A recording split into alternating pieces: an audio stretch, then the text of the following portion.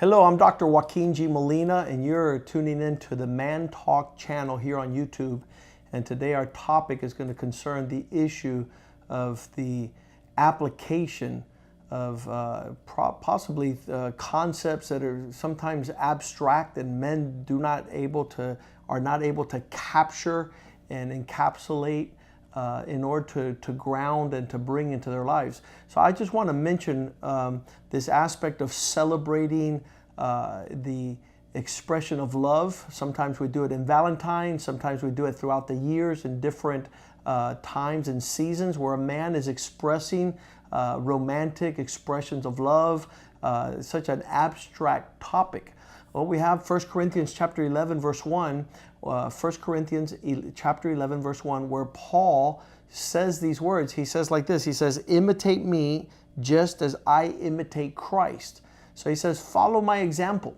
As he's teaching the men in this city of Corinth, he's telling them, look, as you see me model an example, you can follow that and imitate that behavior and that conduct in the same way that I imitate Christ, that I follow his example and his model. And then immediately thereafter, he says, I could praise you and celebrate you that you've kept the traditions that have been passed down to you.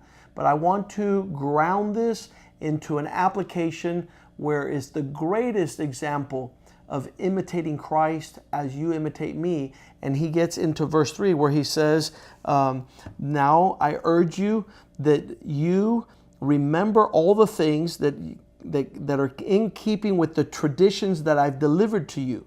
But I want you to know that the head of every man is Christ, and the head of a woman is man, and the head of Christ is God.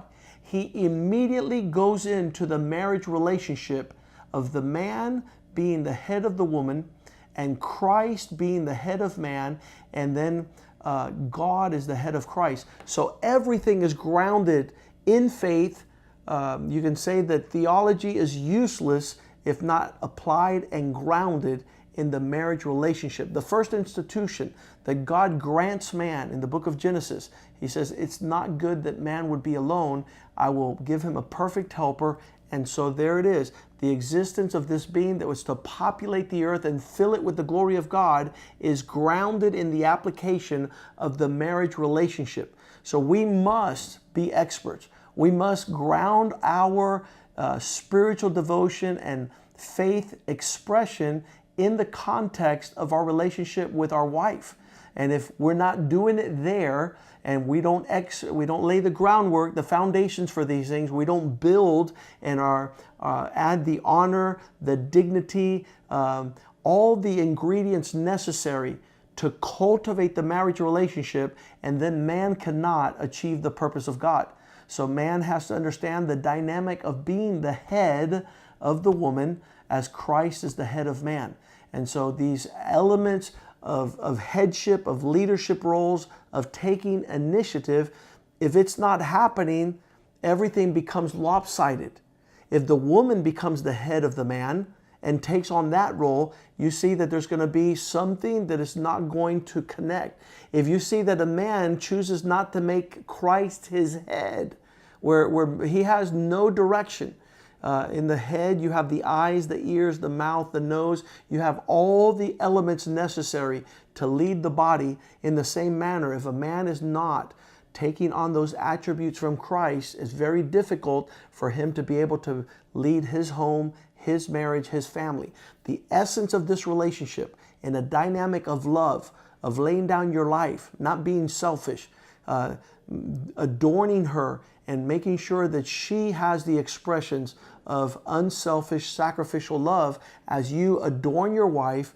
And Proverbs chapter 17 verse 6 says that the glory of children are their parents. So this whole dynamic of family is in the context of the marriage relationship that is the application of spiritual instruction as the Bible leads us. So we want to perfect this relationship, and in it, there's all the dynamics of an expression that will testify as to the excellence and the splendor and the majesty of our God. God bless you guys.